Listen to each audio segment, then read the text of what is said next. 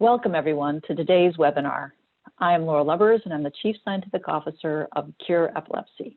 I want to thank you all for joining us today, which happens to be SUDEP Action Day, a day devoted to raising awareness about sudden unexpected death in epilepsy, encouraging people with epilepsy to learn about SUDEP and their risk, and honoring the lives of those we have lost. Today's webinar is entitled Breathing and SUDEP, Research and the Impact of Seizures on the Respiratory System. And it will introduce basic concepts and terminology for how the respiratory system functions. The webinar will also review the data for breathing dysfunction as a potential cause, as well as a warning sign for SUDEP, and as a possible means to intervene and prevent SUDEP.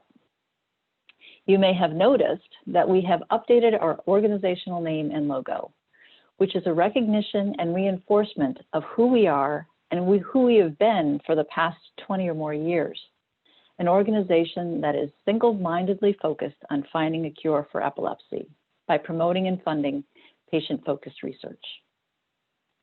This webinar is part of CURE Epilepsy's 2020 Leaders in Research webinar series, where we highlight some of the critical research that's being done on epilepsy. Today's webinar is being sponsored by our friends at the Band Foundation. I also want to mention that today's webinar, as well as all previous and future webinars, will be recorded and are available on the CURE Epilepsy website. The topic of today's webinar, the role of the respiratory system on seizures, and more specifically SUDEP, is of particular importance to the epilepsy community now due to the current global pandemic. Research suggests that breathing dysfunction following generalized convulsive seizures can lead to SUDEP. Interruptions in breathing can occur during and after seizures, leading to an imbalance of carbon dioxide and oxygen in the body. The ability to restore normal breathing patterns and remove excess carbon dioxide may be weakened in some people with epilepsy, potentially increasing the risk of SUDEP. Today's webinar is being presented by Dr. Rup Sainju, who is an assistant professor of neurology and medical director of the EEG Laboratory at the University of Iowa Healthcare. Dr. Sainju is a 2016 CURE Epilepsy Award grantee, whose research found that respiratory response to high carbon dioxide levels in the blood may be weakened in some people with drug-resistant epilepsy. This could put them at risk for increased risk of severe breathing abnormalities and SUDEP following a generalized convulsive seizure. Before Dr. Sainju begins, I would like to encourage everyone to ask questions. You may submit your questions anytime during the presentation by typing them into the Q&A tab located at the bottom of your Zoom panel, and then click send. I want to thank those who have already submitted questions. I know we have a number in queue already. We will do our best to get through as many questions as we can, and we do want this webinar to be as interactive and informative as possible. However, to respect everyone's privacy, we ask that you make your questions general and not specific to a loved one's epilepsy or your own epilepsy. So with that, I'd like to turn it over to Dr. Sainju. Good afternoon, everyone. Thank you for joining today. And I would like to thank for this opportunity to talk today in this webinar. And I would also like to thank CURE specifically for the excellent work that it has been doing over the past several years, promoting epilepsy awareness as well as SUDEP awareness, along with also putting a huge effort in support in research, both in clinical, translational, as well as basic science, with goal of understanding nature of epilepsy, mechanism of disease, as well as best way of treating and preventing the conditions, which is very, very important for patients with epilepsy, as well as families who take care of patients with epilepsy. As a physician that has been working in field of epilepsy, this is very important and personal to me as well. So today, in next 40 minutes or so, we will be discussing about breathing and epilepsy, and we'll also relate how that could be a cause or a potential mechanism for SUDEP. So let's begin. Here, so we'll start with learning very basic concept about breathing apparatus as well as control of breathing. Then we'll review some data suggesting of breathing dysfunction related to seizure, and we'll also review how breathing dysfunctions and serotonin is related to SUDEP risk and potential interventions to reduce this risk.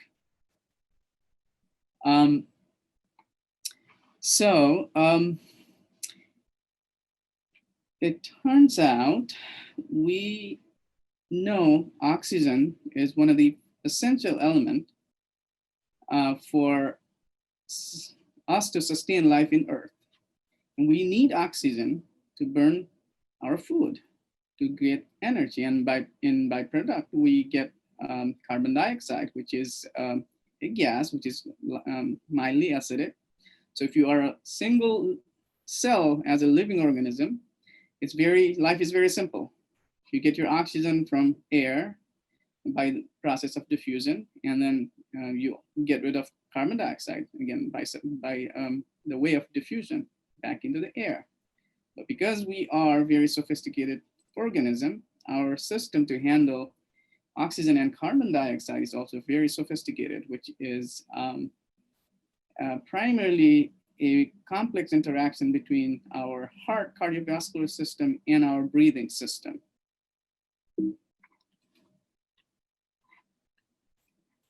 Okay, so in the next few minutes, we'll discuss a little bit about breathing apparatus and control of breathing. I will be discussing very basic concepts, and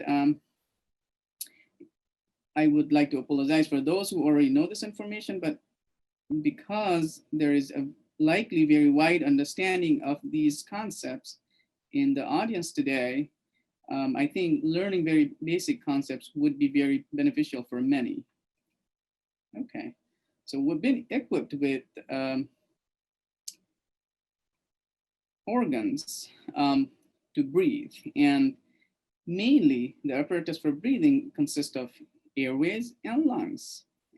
Airways can be further divided into upper airways that starts from the nasal cavity, that goes back of the mouth and throat and ends in your vocal cord, and lower airways that starts at the end of the vocal cord with trachea and continues inside the lung, further branching off. And they end with a structure called alveoli, which is like a bunch of grapes with air-filled cavities, and which are densely covered by a network of very fine hair-like blood vessels called capillaries. Then we have muscles to help us breathe, as well as to keep our airways open. So there are muscles that is built around the upper airways, and these muscles contract constantly to make sure the airway is patent. And then we have muscles that actually helps move in and air out of our lungs. And one of the muscle that is very important is diaphragm, which is one of the largest muscle. And this muscle right here, which separates our thoracic cavity to the abdominal cavity. And then there are different sets of muscle in between the ribs called intercostal muscle. These muscles also help us move air in and out of our lungs. So very important action that happens in lungs is gaseous exchange. So here's a figure of how basic figure of how cardiovascular and the lungs are very closely working for gaseous exchange. If you start with the left side of the heart, where you have blood containing higher amount of oxygen is pumped into different areas of the body. And this whole system is called systemic circulation. So oxygen from the blood is extracted by tissues, and then carbon dioxide that is produced because of the metabolism is released back to the blood, which is then carried to the right side of the heart, from where it is pumped into the lungs, where the gaseous exchange occurs in the alveoli, and where you breathe out carbon dioxide and breathe in oxygen.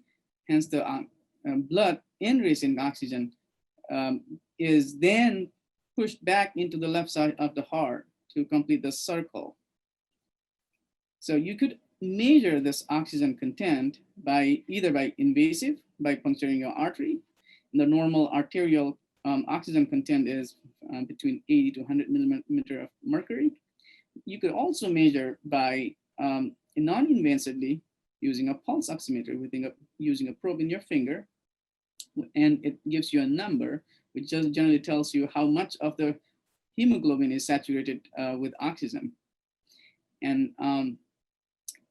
if you look at the relationship between the percent of oxygen saturation and the amount of oxygen actually in blood, this is not linear. This is rather a curve. This is a sigmoid curve, S-shaped curve. And important that is of this curve is, as you can notice, even when oxygen saturation drops from 100% to 95%, or close to 90% rather, you have already lost about 20 to 40% of oxygen content of your blood.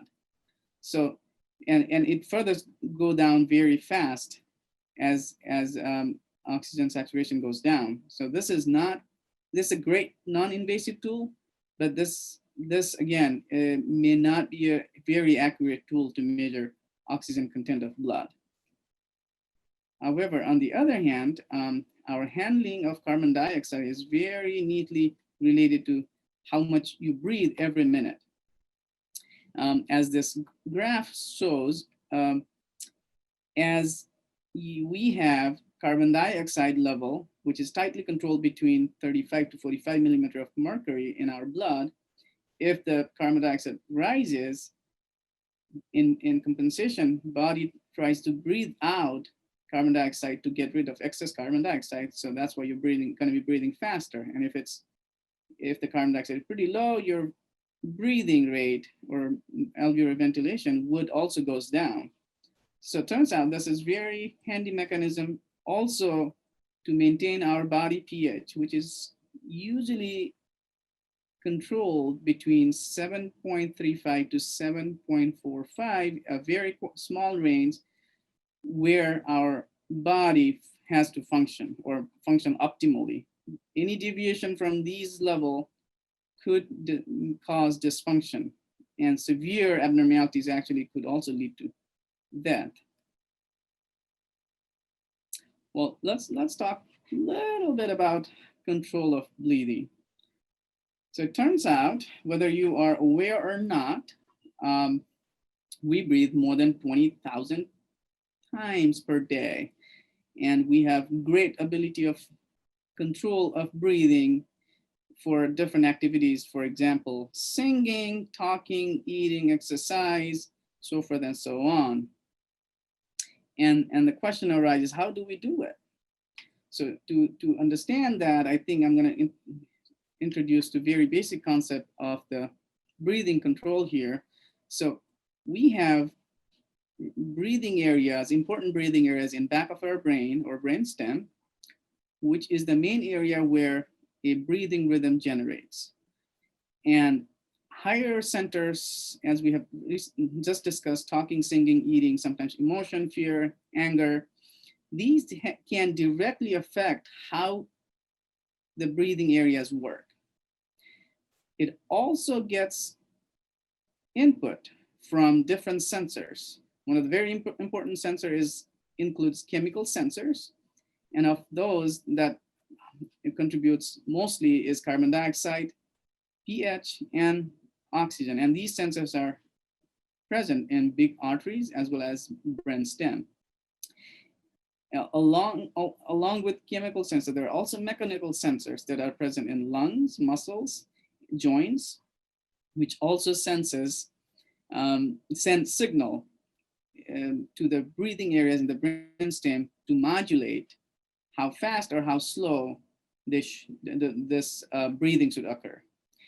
And what this different areas in brainstem does is it acts via, it provides information through nerves, and it takes that information from nerves to muscles as well as lungs to make it happen, to make it breathe in and out faster or slower, however way the situation demands. So in a nutshell, if we have to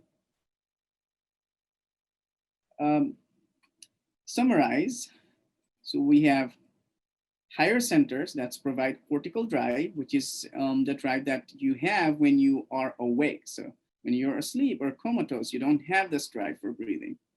And then we have chemical drive, which is mainly derived by CO2 and pH in usual normal situation. And this drive becomes the primary drive when you are asleep or comatose. Here's a section of brain, vertical section of brain showing right and left side of the brain. And this through the brainstem here, this part is pons, medulla, and spinal cord. And I just wanted to share you different respiratory nuclei or areas that occur and that resides in brainstem. So majority of the nuclei are in medulla. There are few nuclei in pons. In terms of medullary respiratory nuclei, there are a dorsal group of respiratory nuclei as well as the ventral group of respiratory nuclei. And one of the areas in the ventral group is called pre-Bott-Ginter complex, which is like a pacemaker of breathing, is the breathing rhythm generator area, if you will. And there are raphe nuclei, which is kind of in the midline, which majority are serotonin neurons. And these neurons are responsible for the sensing a change in carbon dioxide level as well as pH in blood, which is the chemical drive for breathing.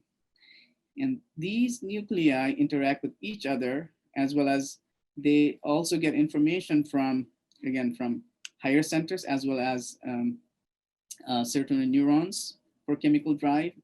And then they send their output through nerves, through spinal cord to muscles that helps to keep our upper airway patent, as well as muscles that helps us move air in and out from our lungs.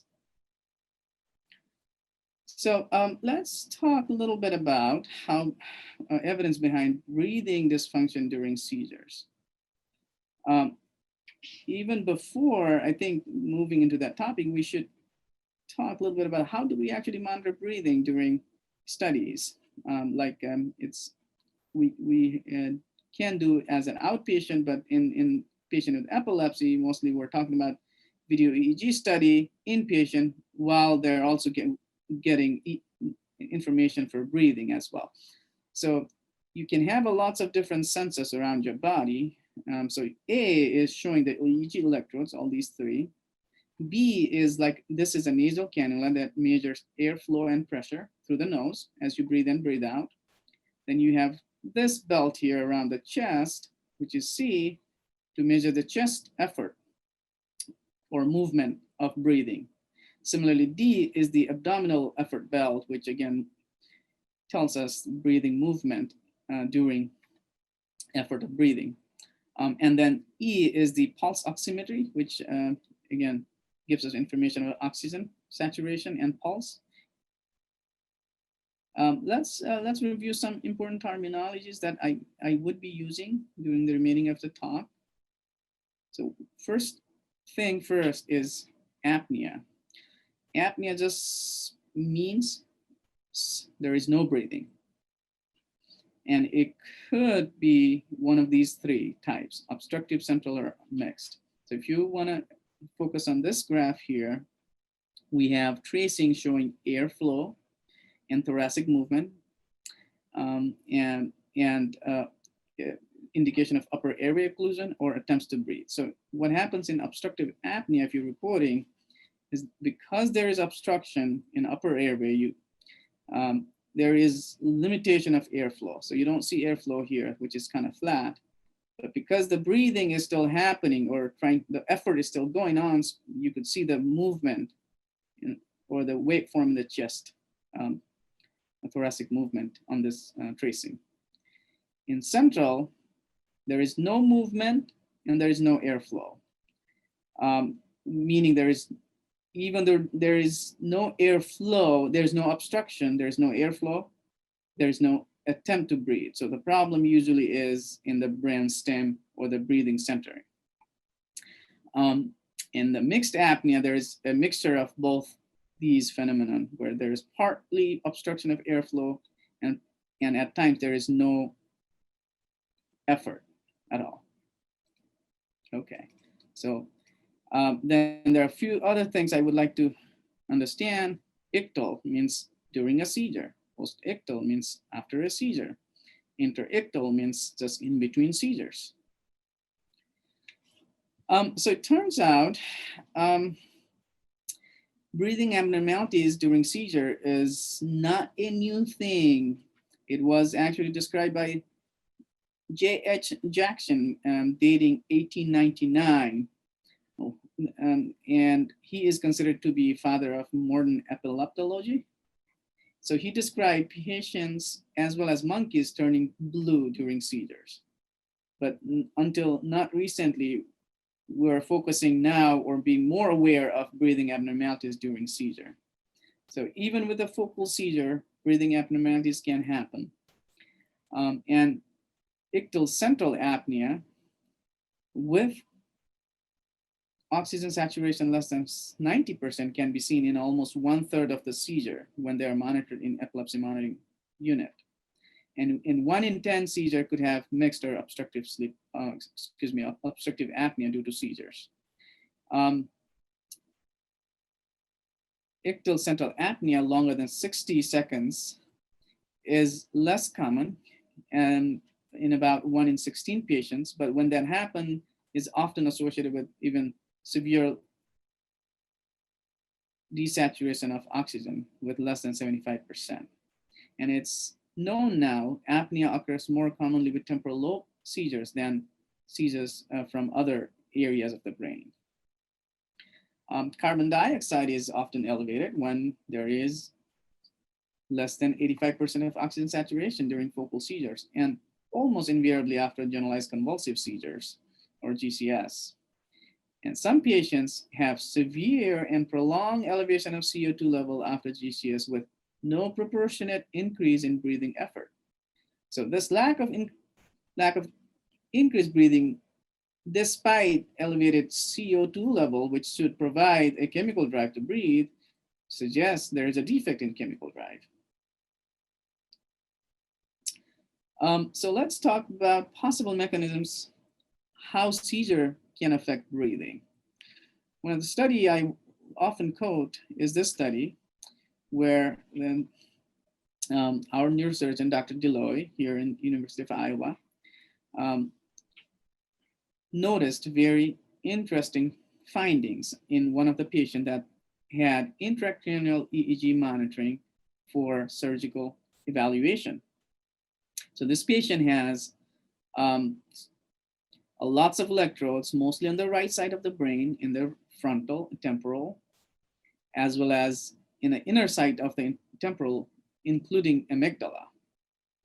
What you're seeing this on the top graph is all EEG, and the bottom is the breathing tracing.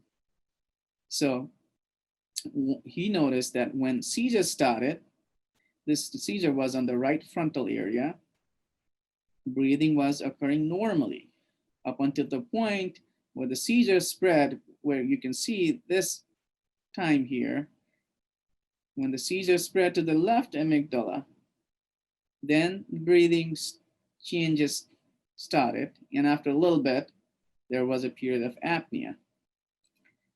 And he did a further testing on this gentleman. He actually stimulated his left amygdala for 47 seconds. And during the whole time, he stopped breathing, but he was not aware and he did not feel short of breath. And this stimulation was done when he was not having seizure. So this tells us that amygdala or seizure-specific amygdala could be one other way how seizure can modulate or even stop breathing. Well, let's talk in next few minutes about breathing dysfunction, serotonin, and its role or their role in a SUDEP. We'll begin with SUDEP definition, which I'm sure many of you already know. SUDEP is defined as sudden, unexpected, witnessed or unwitnessed, non-traumatic, and non-drowning death in patients with epilepsy, with or without evidence for a seizure, and excluding documented status epilepticus, in which the postmortem examination does not reveal a toxicologic or anatomic cause of death. SUDEP is very important and leading cause of death in patients with epilepsy. Known risk factors include drug-resistant epilepsy, and particularly if you have frequent generalized tonic-clonic seizures. Some of the possible risk factors include having nocturnal generalized convulsive seizures and lack of supervision or living alone. So with that, let's review some of the information regarding breathing dysfunction as potential cause for SUDEP.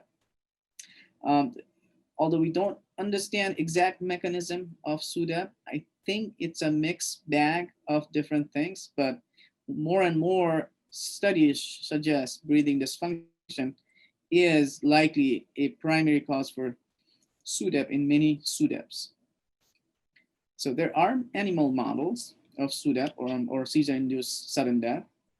These models, DBA1, DBA2, LMX1B, FFP mice, they all have defect in serotonin neurons or serotonin transmission.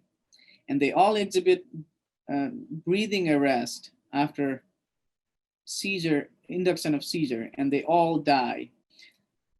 And when they look at the tracing of breathing, EEG and EKG or ECG, they found breathing stops before heart prior to death in all these animals. And deaths were prevented if they were ventilated or artificially ventilated immediately after a seizure, or they were pre-treated by medicine that increase serotonin transmission. Hence, serotonin seems like it has important role both in breathing and potentially in preventing death in, at least in these seizure-induced death models of SUDEP. Let's talk about human studies.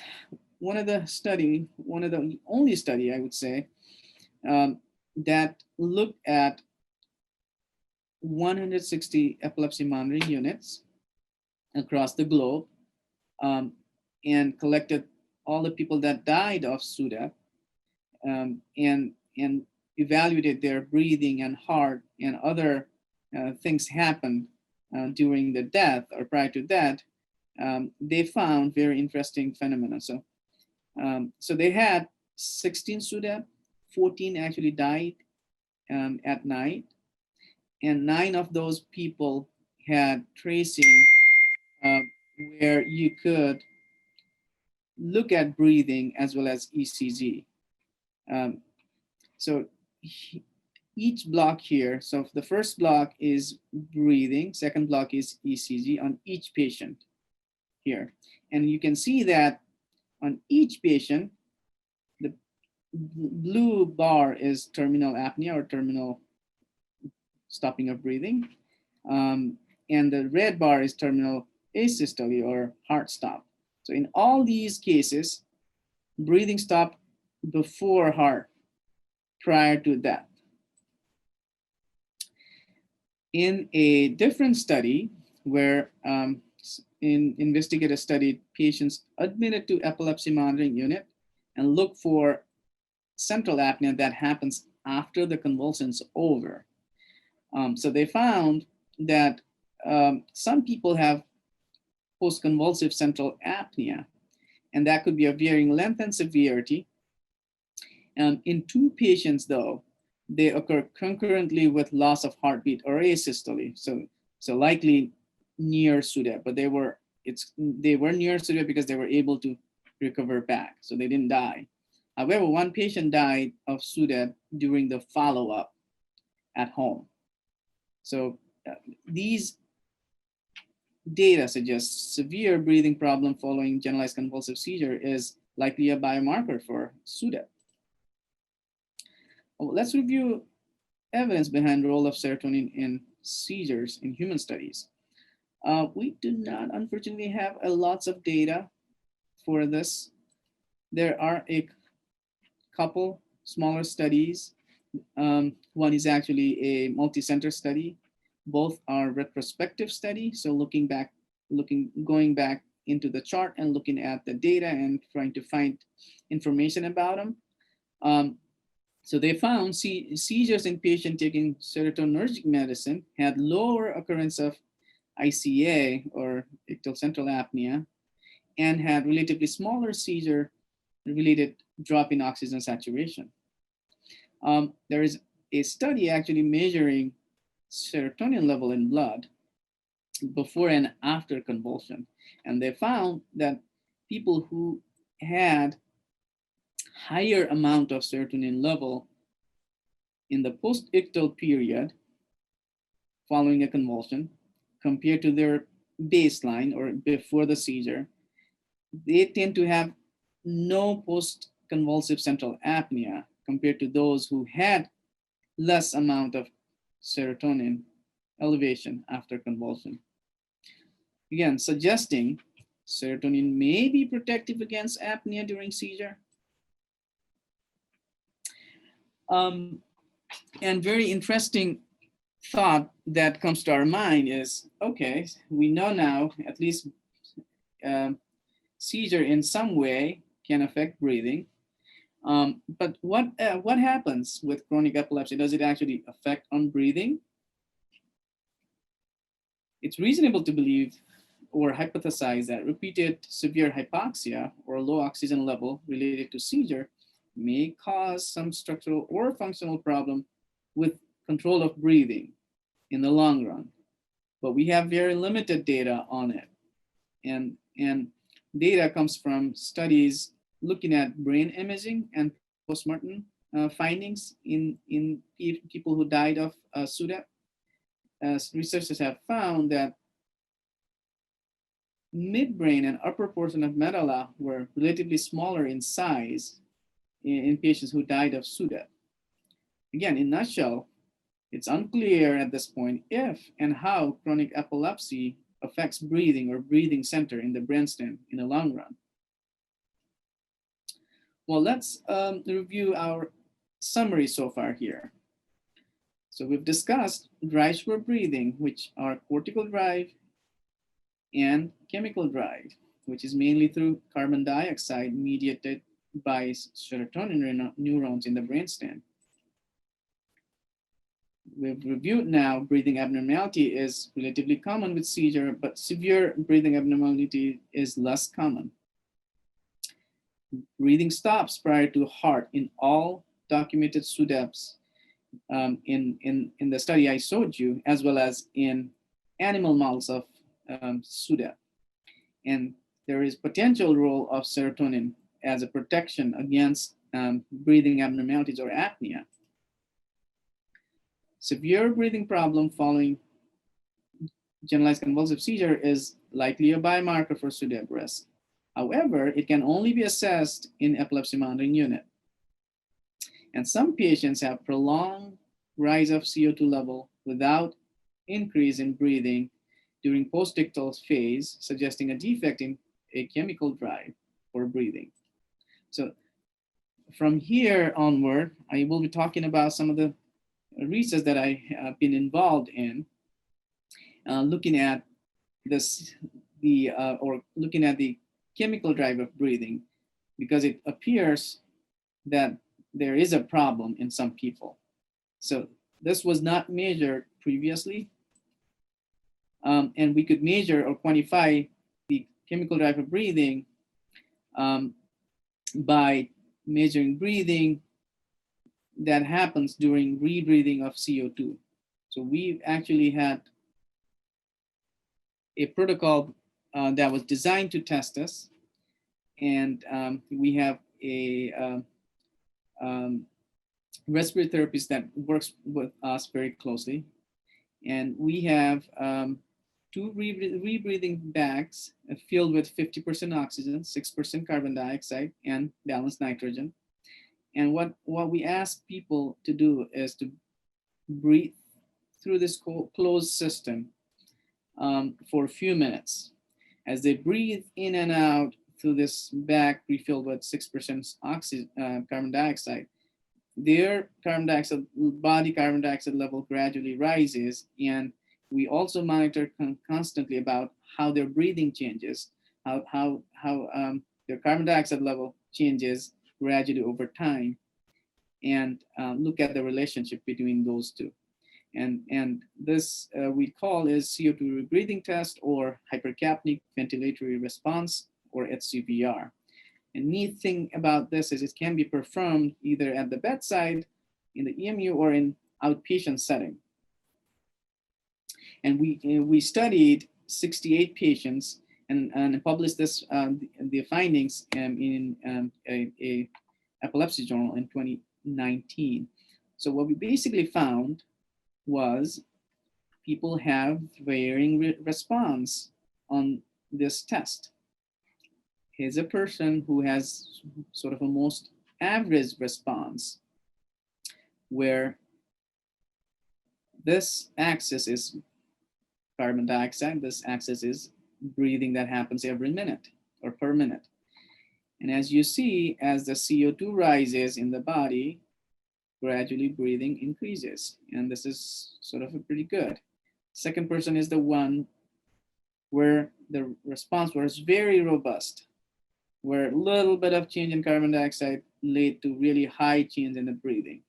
And the third person is a person who actually died of SUDEP plus during follow-up at home, that had very attenuated or very low response. Despite increasing CO2 in the body, the breathing actually doesn't change. And we could actually measure this slope of each of the line, and we call them HCVR slope. So some people with epilepsy have really low response. And these tests were done during interictal or in between seizures. And here's the distribution of all the people we studied. So this is the slope that I was mentioning. So on the x-axis, and y-axis is number of subjects, number of people. Black arrow is the person who has the most average response. Red arrow is the person who actually died of SUDEP plus during the follow-up. It almost follows a bell shape or the normal curve, where some people are really highly responsive and some people are very not responsive. We also had some people testing before convulsion and after convulsion, and found that their response actually further goes down in post-ictal state. So which suggests the HCVR slopes, again, further attenuates after a convulsion. And which brings to an interesting point of what that means with breathing. So we also measure their breathing effort, carbon dioxide level, oxygen level throughout the study, throughout the video EEG study, during and before and after seizures. And we correlated their breathing response during interictal period, these interictal period, to the amount of breathing difficulties they had during the post-ictal period. And we found that an attenuated interictal HCVR highly correlated with severity of breathing problem following generalized convulsion. And HCVR significantly attenuated, again, following GCS compared to their interictal measurement. Hence, an attenuated HCVR is a likely surrogate for severe breathing dysfunction, a potential biomarker for SUDEP. And good thing is, again, HCVR can be measured in clinic and outpatient setup. So in next couple minutes, we will be talking about potential intervention to reduce SUDEP risk. So unfortunately, we don't have targeted therapy at this time that is proven to prevent SUDEP. The best thing we can do right now is still try to optimize seizure control using anti-seizure medicine, as well as other potential therapies, including brain surgery, so we can control the seizure better. That would ultimately reduce the risk of SUDEP. However, there are potential therapies that should have, or that should be tested in more research as coming days. This includes use of serotonergic medications.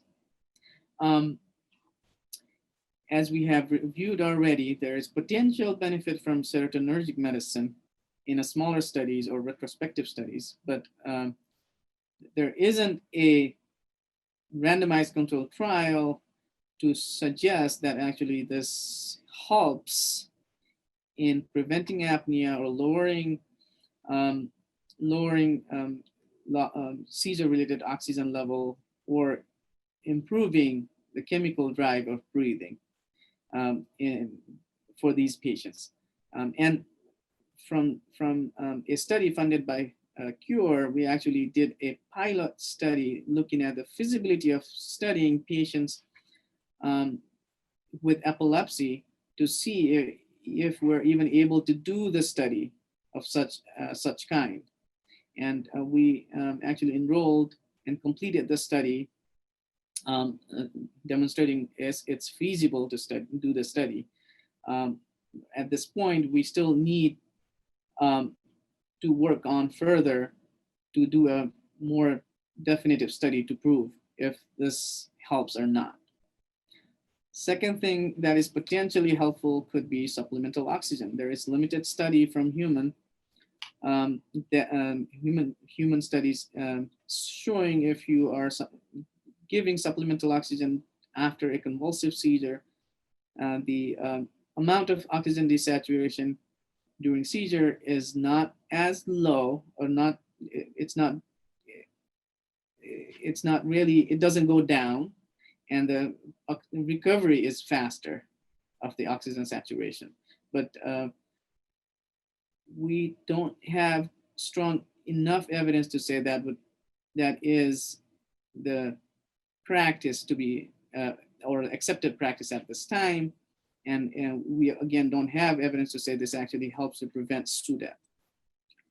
And then I would like to, again, focus on how lack of supervision or living alone was, or still is, a major risk factor, potential risk factor for SUDEP. So having some sort of supervision, whether direct supervision or by using seizure detection or alarm, I think could be a reasonable thing or things to test if that can actually translate into preventing SUDEP.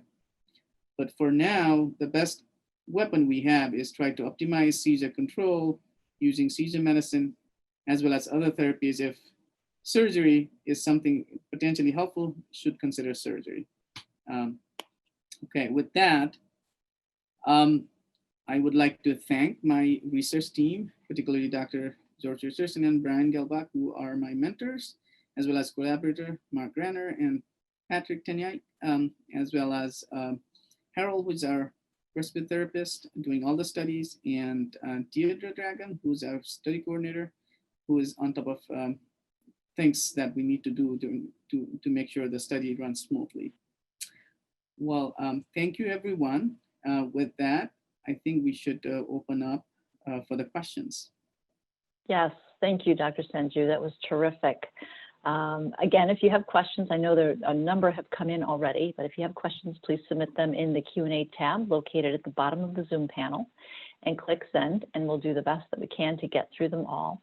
I know there were a number of questions that came in advance, and so I'd like to address those.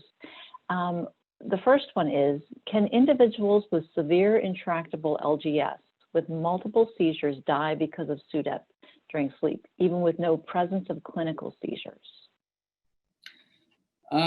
This is very interesting questions. If you review the risk factor, the number one risk factor for SUDEP is drug-resistant epilepsy.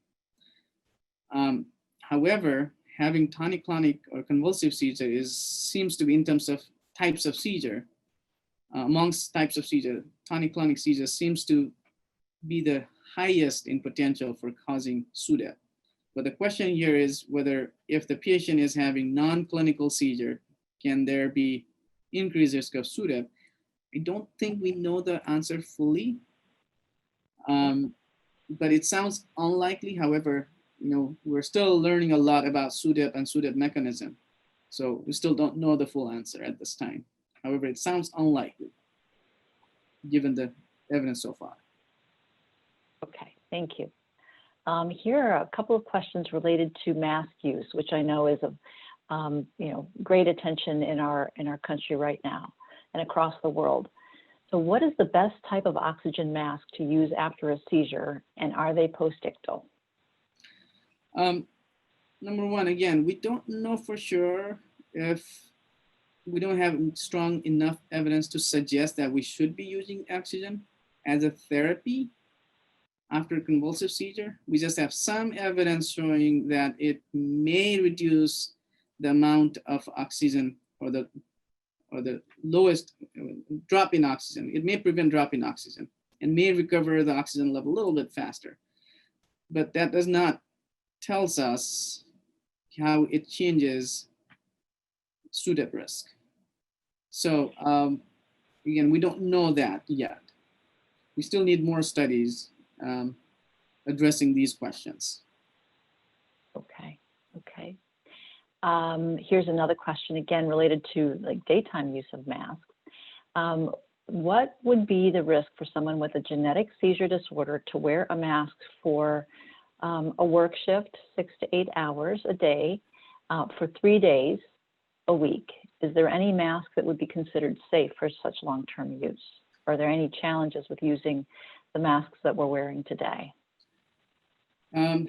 Yeah, so I don't think I have a good answer for this question as well. Given COVID pandemic that's going on, wearing masks is something we should all consider. One thing is for sure is it does not prevent you getting sick. It also prevents spread of disease if you are asymptomatic and still has infection. So I don't know that there is a good mask or what type of mask that we should be using. If you are taking care of patients, you should probably use medical grade mask, but if not, then at least using some sort of mask is still good. In relation to epilepsy, we don't have good information to suggest what's the best kind of mask for you if you have epilepsy. Okay, thank you. So here's another question. When does SUDEP occur the most? When the patient is sleeping in a safe position under monitoring? And what can parents do to lessen the chance of its occurrence? So most witnessed SUDEP, death from SUDEPs, are reportedly happen after a convulsive seizure. So it's not during, it's rather after convulsive seizure. And there is good suggestion that there is something to do with sleep. And if you are alone, then you actually are on a really high risk of dying with SUDEP. So if you are monitored by some mechanism, direct mechanism probably is good for a lot of people who don't mind their privacy. But this is a very personal situation for a lot of our patients with epilepsy. So having some sort of indirect monitor may help, but again, we don't know for sure which monitor, whether it's a seizure detector or a video monitor or a seizure alarm, like a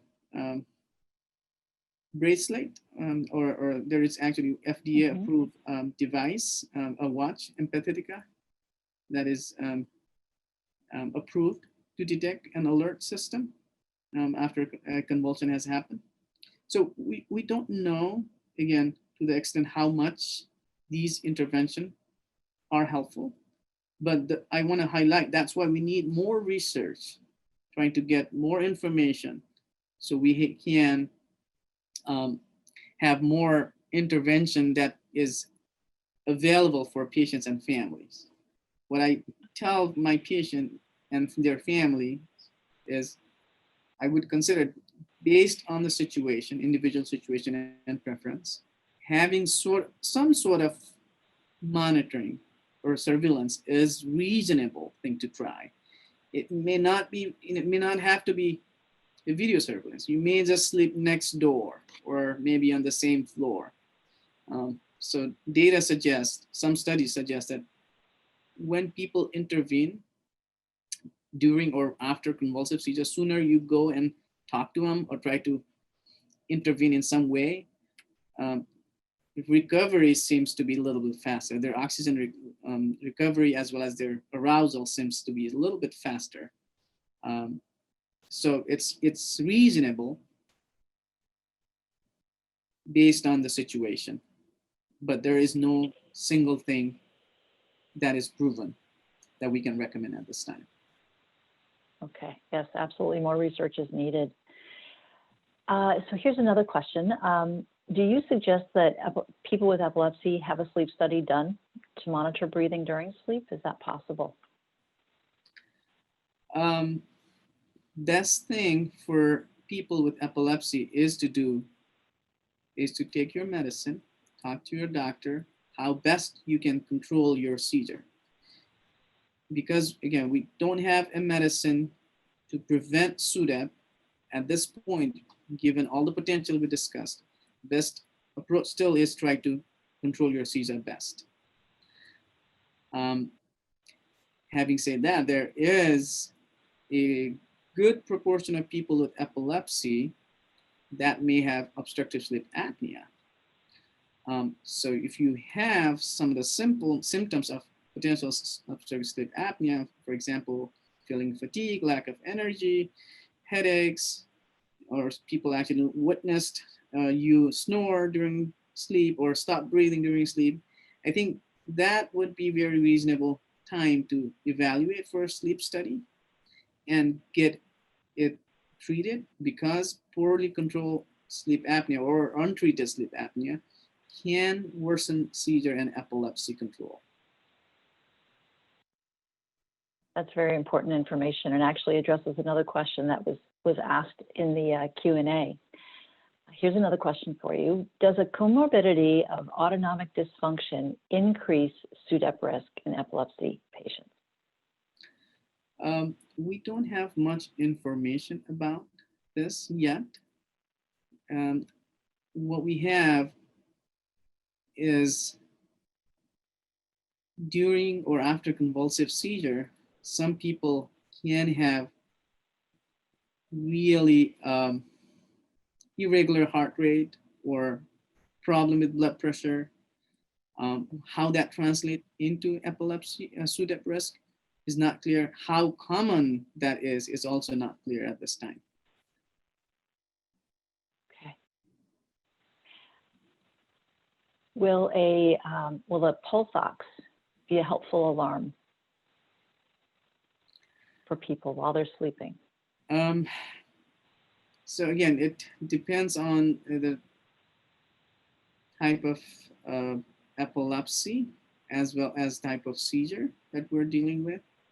And if you're talking about monitoring a child, that may be a problem putting the probe in to begin with. But if pulse oximetry is good enough to detect seizure-related drop in oxygen and alarm you.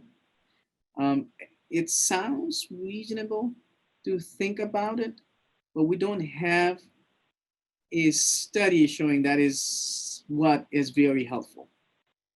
But again, I'll circle back to the same thing. Some sort of supervision is reasonable, including pulse oximetry, but you have to think about it has a lots of false alarm that is associated. And false alarm could be because the probe is displaced, while during movement or during sleep, versus, there are so many different things can go wrong and give you a wrong pulse oximetry read. Mm-hmm. Okay. It sounds like some monitoring is always a useful thing, if you can, knowing that there are certainly more work needs to be done. Absolutely. A couple more questions before we wrap up. A couple of people asked about examples of serotonin medications. What are those? Yeah, so a very commonly prescribed group of medicine includes SSRI, or selective serotonin reuptake inhibitors. These are a group of antidepressant or mood medicines that is often used by psychiatrists. And the studies I alluded in this talk that were included in human, part of the human studies, were people taking either SSRI or similar medicine. There are another group called SNRIs, non-selective serotonin reuptake medicines. These are also antidepressant medicines. And there are some or supplement rather, that can convert into serotonin in body, like tryptophan or 5-hydroxytryptophan. So these would be considered a serotonergic medicine in general, if that's what we're getting at. Mm-hmm. Yes. Okay. Great. Some common names. Yeah, so in terms of common names, Prozac would be a common name people might recognize. Celexa or escitalopram would be some other names. Okay. Great. I think that will be helpful. So I know there are a number of questions still in the queue. I do think we should wrap up now just to be respectful of people's times, but we will try to get these questions addressed and sent back to you. So I do want to thank you, Dr. Sainju, for this really helpful webinar. We've got a lot of very positive comments about the importance of the information and how valued it is. So I want to thank you. I also want to thank the Band Foundation for supporting today's webinar. And of course, our audience. Always appreciate your attendance and your great questions that make us think and inspire us. If you have additional questions about this topic or wish to learn about any of CURE Epilepsy's research programs or future webinars, please visit our website at www.cureepilepsy.org. Also, please be sure to register for our next CURE Epilepsy webinar that will examine the research surrounding disparities in epilepsy care and outcomes as we strive to create awareness and knowledge of the social factors that influence epilepsy and its care in hopes of improving outcomes for all. This webinar will be presented during Epilepsy Awareness Month on November 16th at noon Central Time. Thank you all and have a wonderful day.